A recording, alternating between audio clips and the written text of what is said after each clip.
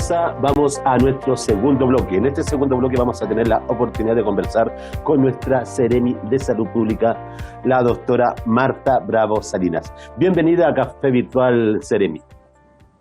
¿Cómo están ustedes? Muy bien, gracias a Dios.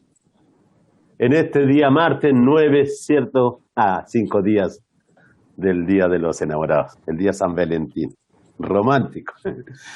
Por lo que veo vamos en ruta. La máquina no puede parar. Exactamente, tenemos que seguir día a día de tal forma de que podamos contrarrestar esta pandemia. Me parece muy bien. Estimada Seremi, bueno, la política del canal y de este programa obviamente es entregar la mejor información a nuestros televidentes, y en ese sentido vamos a tratar de aprovechar al máximo esta media hora, ¿cierto?, entregándole todos los insumos a quienes nos siguen. En estos momentos estamos en un proceso ya de entrega de más de 500.000 de vacunas a nivel nacional, ¿cierto? Así es, de la vacuna Sinovac ya van 4 millones entregados a nivel país, y también de la vacuna Pfizer, que ya tenemos vacunados también en nuestra región. Sobre todo al principio fue principalmente de Pfizer, que vacunamos a todos los funcionarios de salud, y ahora con Sinovac también estamos vacunando, además de los funcionarios de salud que quedaron principalmente de los centros privados, estamos vacunando también a los adultos mayores. Obviamente, por lo que se ha visto en los medios de comunicación, esto se está dando en orden de edad, ¿cierto? Así es, tenemos una priorización, una calendarización que está dispuesta desde el nivel central, en que toda esta semana hasta el viernes 12 vamos a estar vacunando a las personas mayores de 70 años, desde los 70 años hacia arriba.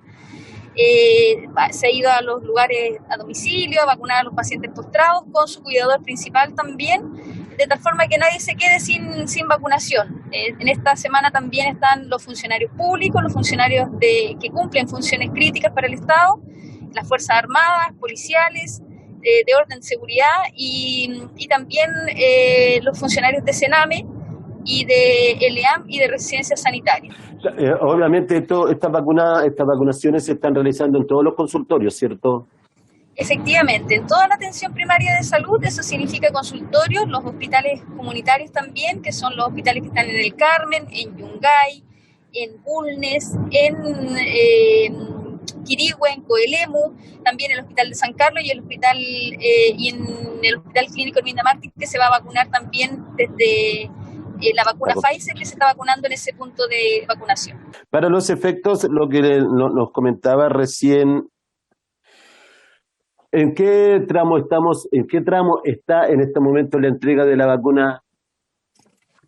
Se está administrando para los mayores de 70 años, para los funcionarios que cumplen funciones críticas para el Estado, para las personas que trabajan en residencias sanitarias, para los funcionarios de salud también que no fueron inoculados en la primera fase, por A, B o C motivo. Algunos no estaban con licencia, algunos estaban cumpliendo cuarentena, entonces ahora también se están vacunando, y los funcionarios de Sename y de ELEAM, tanto adultos mayores como los funcionarios. Ya, asumimos que para los efectos vamos a tener esto para toda la comunidad.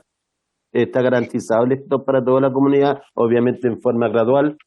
Exactamente, en forma gradual, y por eso que también se ha hecho en forma gradual la calendarización, siempre partiendo primero con los funcionarios de salud, porque entendemos que son los que están y son responsables de nuestras vidas, ¿cierto? Están luchando ahí para que nosotros podamos salir adelante con toda la pandemia, y luego con la población más vulnerable, que son los adultos mayores, que también son los que se complican más ante el coronavirus. Sabemos que son los que tienen consecuencias más graves, y por lo mismo estamos ahí vacunándolos a ellos. Es fundamental, ¿cierto?, que todos se unan en esta cadena, porque la verdad que ya los niveles de estrés en la comunidad son tremendos. Con respecto al tema de la cuarentena, últimamente, ¿está siendo efectiva realmente?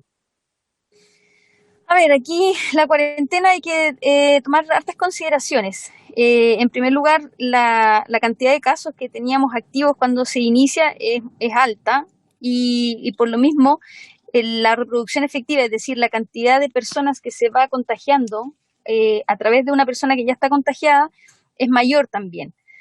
De hecho, recién la semana pasada bajamos a 1.05 la reproducción efectiva, pero no es un triunfo para nada, porque la verdad es que eso tiene que estar menos de 1 para poder ser o para poder decir que se puede contrarrestar la pandemia. Así que, si bien es cierto, estamos próximos, pero no podemos cantar victoria con esa cifra mientras no esté bajo 1. Y lo ideal, de hecho, es bajo 80 y ya como para decir contenida la pandemia es bajo 0.50. Entonces, para nosotros es fundamental eso, y entendiendo eso es que efectivamente ahora se contagia más gente, hemos tenido más visitas también de otros lugares, y eso ha hecho justamente que tengamos mayor cantidad de contagios. Todos estos días ustedes ven como hemos tenido en promedio 100 durante todos los días que hemos de las últimas semanas, así que con aumentar la cantidad de casos activos aumentan y empeoran los otros indicadores.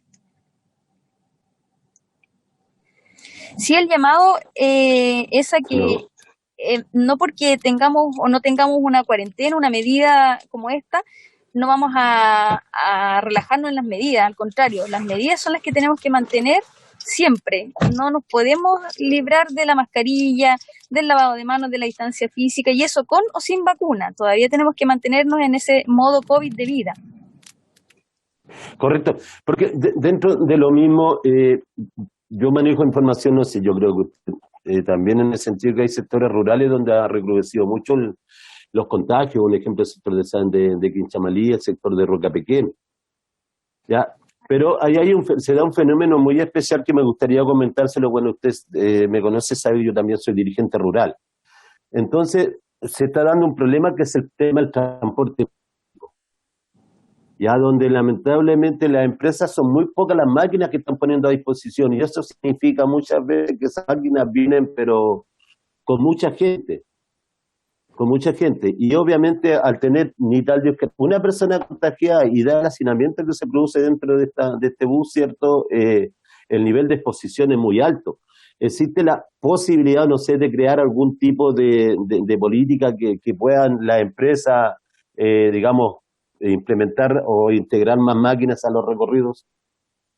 Bueno, esa es una disposición que se tiene que ver con el Ministerio de Transporte, pero en lo que nos compete a nosotros respecto de las medidas sanitarias, se deben cumplir las medidas de la sanitización del transporte y del uso de la mascarilla sí o sí dentro del transporte. Eso es una responsabilidad no solamente del transportista, sino que también de cada uno de nosotros.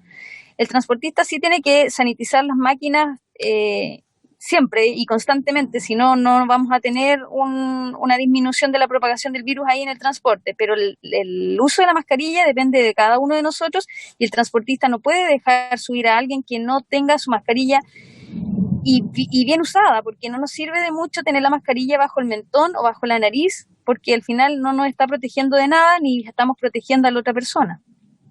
Correcto, eso es efectivo, pero lamentablemente a veces el dicho se dice, o sea, no se cumplen las normativas que usted nos plantea. Igual cuando tengan alguna denuncia específica, es bueno que la hagan vía formal, que nosotros tenemos una vía que es en la página www.irs.minsal.cl para nosotros poder concurrir dirigidamente a estos lugares que están incumpliendo. Pero respecto de la cantidad o de la frecuencia de los buses, eso es más bien desde el Ministerio de Transporte. Agradecido como canal, ¿cierto? Y como programa Café Virtual, la oportunidad que nos dio para poder conversar con usted. No, de todas maneras, igual reiterar el llamado a la población a que concurran a los centros vacunatorios. La verdad es que los adultos mayores nos han dado un ejemplo de responsabilidad, entendiendo que también es solidario el proceso. Se salvan vidas con las vacunas y están salvando sus vidas y también a su entorno. Así que muchas gracias por permitirnos comentarle también a la comunidad eso y hacer el llamado para que sigan concurriendo a los vacunatorios. Bueno, mis queridos amigos, damos por finalizado un capítulo más de tu programa de conversación Café Virtual. Por supuesto, por las pantallas de TVR Ñuble. En el primer bloque tuvimos la oportunidad de conversar con la doctora Angélica Vergara. Y en este segundo bloque agradecer también la participación de nuestra Seremi de Salud Pública, la doctora Marta Bravo. Si Dios así lo permite, nos volveremos a encontrar en 7 días más en tu programa Café Virtual.